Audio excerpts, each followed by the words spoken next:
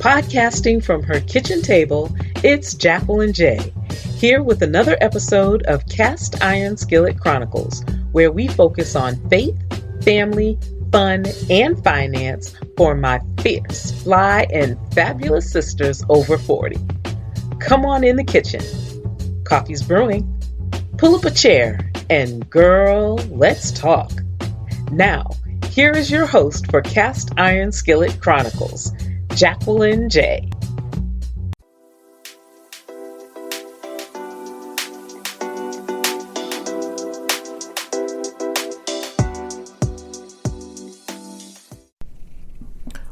Welcome back to the kitchen. It's 2021. We made it to a new year, family. And the question is, what are you going to do with this new year? So now may be a good time to reflect. Take a moment to identify who it is you really are and what it is you really intend to do, and then set out on a path to make it happen. You can do it. There's nothing stopping you. And I know some of you may be thinking in the back of your minds, yeah, I can think of 1, 2, 3, 4, 5, 10 things that are stopping me. But honestly, the only thing that's stopping you is you. The only thing that's getting in your way is you. So get out of your own way. Do this little exercise. Write down at least 20 statements, starting with, in order to get you to start identifying with who you are.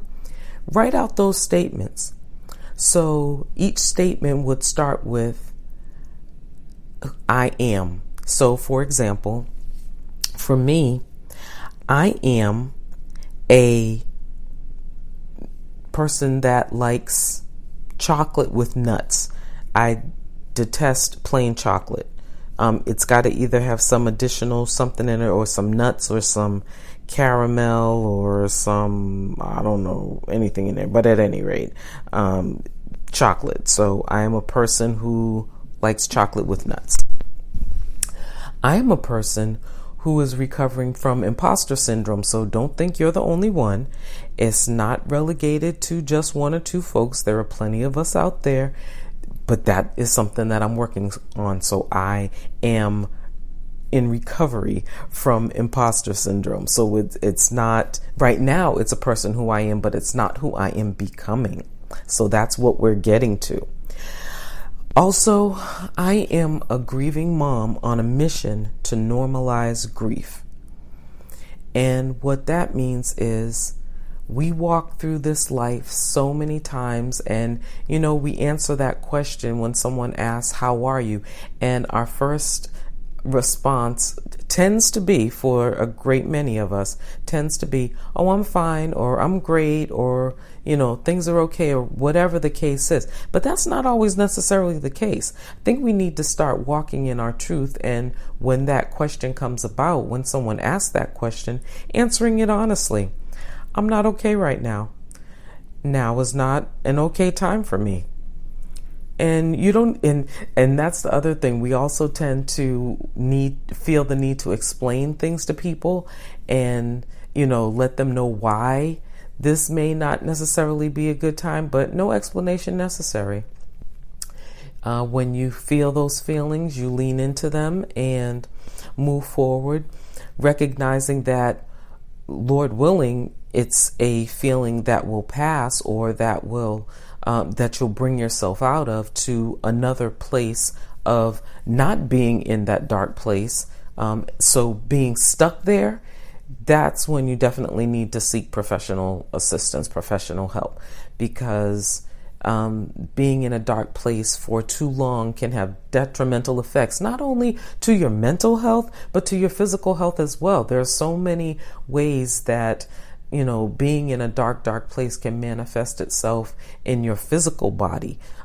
Aches and pains and, things of that nature definitely can manifest themselves by not leaning into, not being present, staying stuck in feeling bad.